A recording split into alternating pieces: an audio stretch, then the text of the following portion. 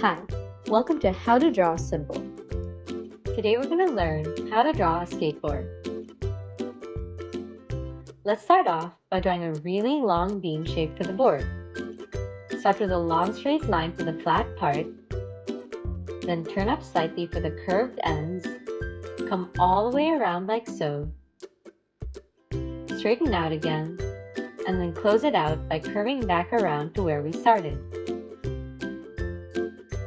For the wheels, draw a small oval underneath the front part of the skateboard here, followed by another small oval in the back over here.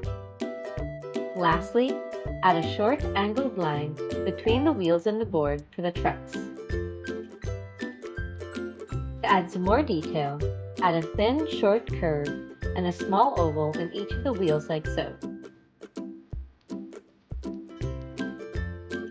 And another thin line along the bottom of the board to show the thickness of the deck. Add two very small circles here and here for the bolts that connect the wheels to the deck,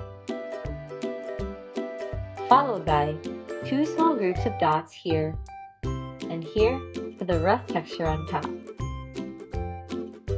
And now you've got a skateboard.